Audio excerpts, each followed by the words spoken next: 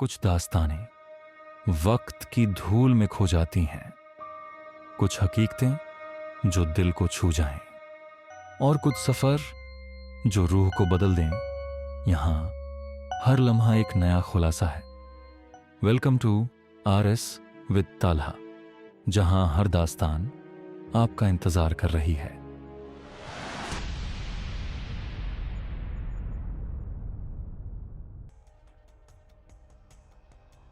Ralph फिर से फर्श पर गिर पड़ा। इमरान ने स्टीन गन की नाल उसकी कनपटी पर जमी कर दी।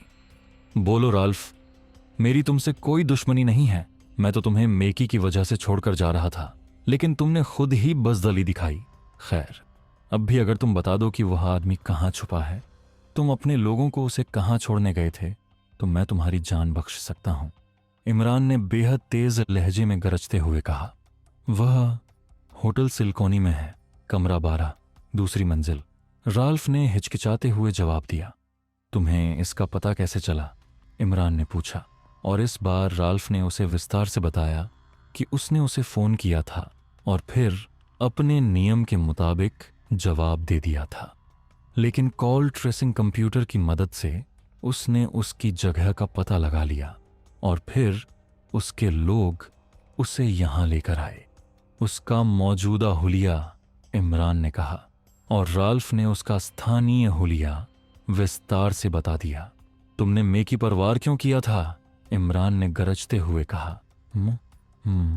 मेरा ख्याल था कि वह तुम्हें जाने वाले का पता बता रहा है और यह मेरे नियम के खिलाफ था, इसलिए मैंने उसे खत्म कर दिया, राल्फ ने कहा।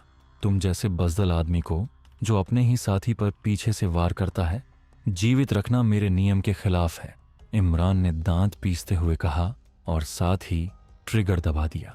अगले ही पल राल्फ की खोपड़ी हजारों टुकड़ों में बदलकर बरामदे के फर्श पर बिखर गई। आओ सफदर, इमरान ने मुड़ते हुए कहा, और सफदर चुपचाप उसके पीछे चलने लगा। इमरान को ऐसे मूड में देखकर सफदर जैसे आदमी को भी कान दबाने पड़ते थे। फिर यहां फ्लैशबैक दिखाया जाता है कि कैसे सफदर उनके काबू में आया। हमारा पीछा किया जा रहा है, अचानक पिछली सीट पर बैठे ब्रूनो ने ड्राइवर से कहा, और ड्राइवर और उसके साथ बैठा युवक हैरान रह गए, जैसे उन्होंने कोई अनहोनी बात सुन ली हो। पीछा और हमारा, ये कैसे मुमकिन है? दोनों ने बैक वॉइस में कहा। उनके लहजे में हैरानी थी और अंदाज ऐसा था जैसे उनका पीछा तो मुमकिन ही नहीं हो सकता। नीले रंग की कार हमारे पीछे है, मैं इसे बराबर चेक कर रहा हूं, हालांकि वह बेहद होशियारी से पीछा कर रहा है, ब्रूनो ने कहा, और उनकी नजरें बैक मिरर पर थीं। बिल्कुल, सच में पीछा हो रहा है, लेकिन यह कौन हो सकता है? ड्राइवर ने हैरानी भरे लहजे में कहा। सुनो, इससे तुम खुद निपटते रहो, मुझे किसी ऐसी जगह उतार दो जहां उतरते ही यह मुझे चेक न कर सकें, ब्रूनो ने कहा, और ड्राइवर ने सिर हिला दिया। फिर ड्राइवर ने कार को अलग अलग सड़कों पर घुमाना शुरू किया। नीली कार उनके पीछे थी। सुनो, हम एक वीरान कोठी में दाखिल होंगे और पीछे की तरफ चले जाएंगे। वहां से एक रास्ता दूर जाता है, अब वहां से चले जाएं, सड़क पर पहुंचते ही टैक्सी मिल जाएगी, ड्राइवर ने ब्रूनो से कहा, और ब्रूनो ने सिर हिलाया। कुछ देर बाद ड्राइवर ने कार एक वीरान सी कोठी के फाटक में मोड़ी और फिर पक्की इमारत की साइड से होती हुई पीछे आकर कार रोकी। फिर तीनों तेजी से कार से नीचे उतरे। दाईं तरफ एक टूटा हुआ दरवाजा था जिसके दोनों तरफ ऊंची दीवारें नजर आ रही थीं।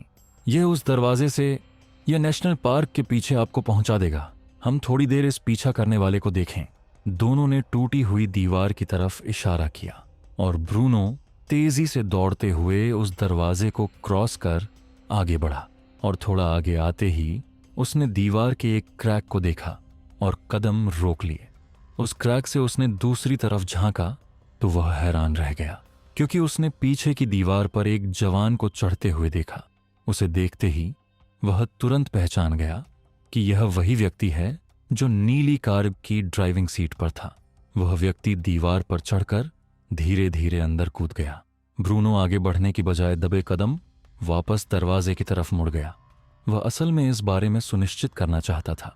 जैसे ही वह दरवाजे में पहुंचा, उसने हल्की सी चीख के साथ किसी के गिरने का धमाका सुना, और फिर उसने यह देखकर राहत की सांस ली कि अंदर वही पीछा करने वाला औंधे मुंह गिरा पड़ा था, जबकि दोनों हाथों में स्टीन गन उठाए थे।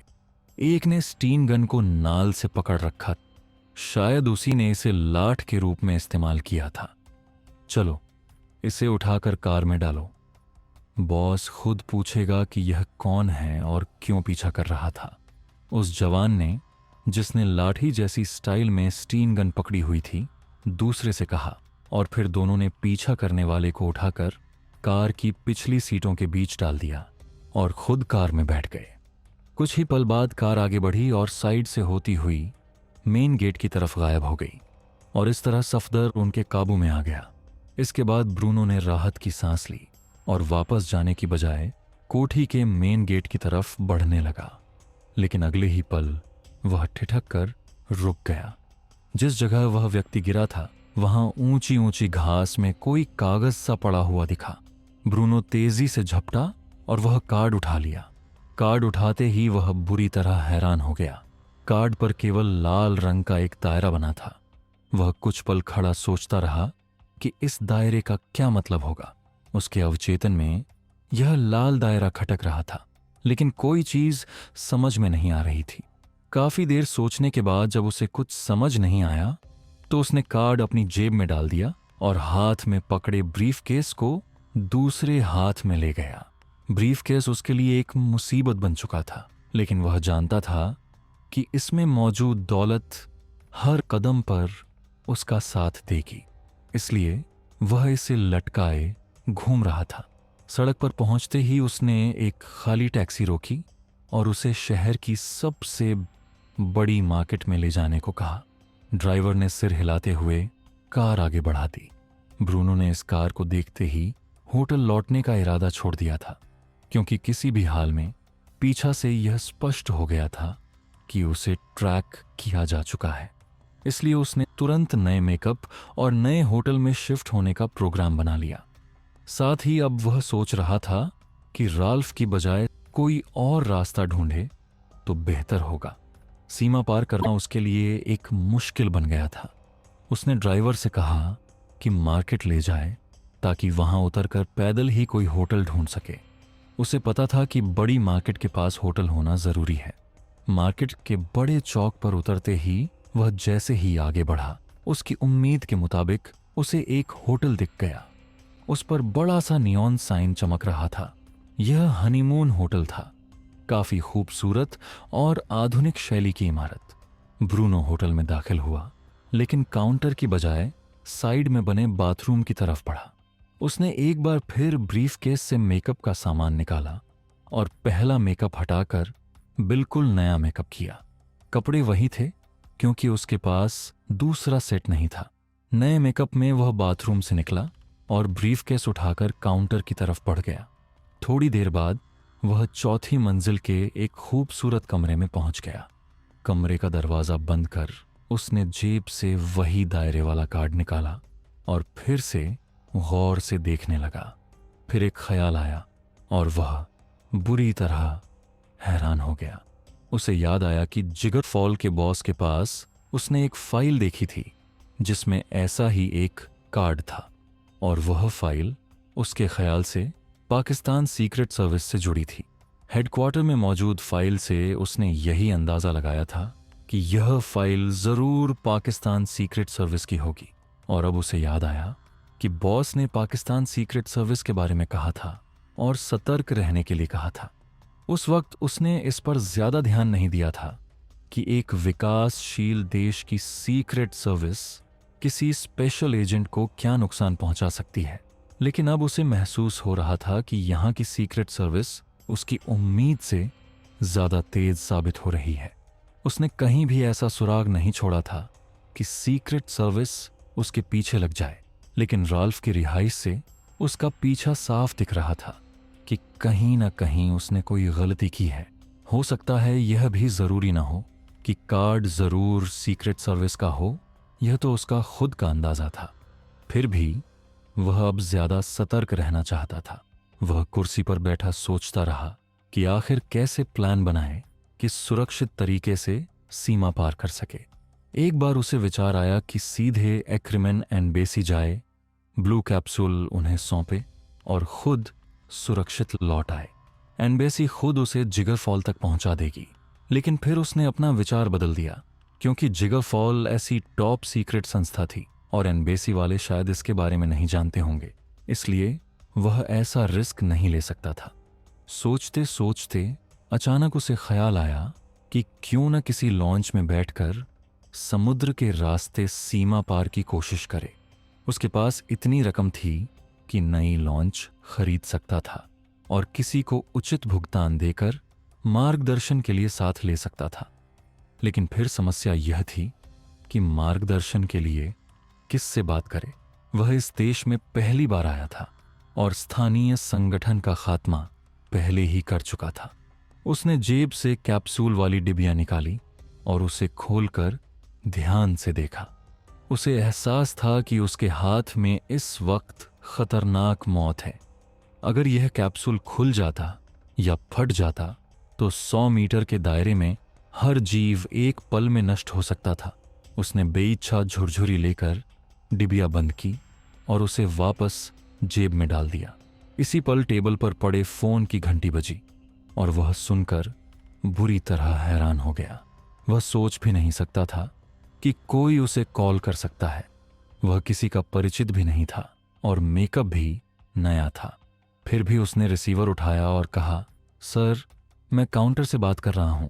आप नए आए हैं, इसलिए मैंने सोचा आपको बता दूं कि हमारे होटल में दोपहर का खाना 2 बजे तक परोसा जाता है, उसके बाद नहीं। दूसरी तरफ से किसी ने शिष्ट लहजे में कहा। ठीक है, ब्रूनो ने कहा और रिसीवर रख दिया। उसने घड़ी देखी, अभी 1 बजा था और उसे भूख भी महसूस हो रही थी। एक पल के लिए उसने सोचा कि कमरे में खाना मंगवा ले, लेकिन फिर विचार बदल दिया। वह हॉल में बैठकर खाना खाने का प्रोग्राम बनाने लगा, क्योंकि उसके ख्याल में हो सकता था वहां कोई ऐसा व्यक्ति मिले जो उसके मसले में मदद कर सके। चूंकि उसका मेकअप नया था, जांच का कोई सवाल भी नहीं था, इसलिए वह उठकर कमरे का दरवाजा लॉक कर हॉल में पहुंच गया। हॉल में लगभग सभी मेज भरी हुई थीं और हर तरह के लोग मौजूद थे। ब्रूनो एक खाली मेज की तरफ बढ़ा और फिर वेटर को खाना परोसने का आदेश दिया। क्या मैं यहां बैठ सकती हूं? अचानक एक स्त्री जैसी आवाज आई और ब्रूनो चौंक पड़ा।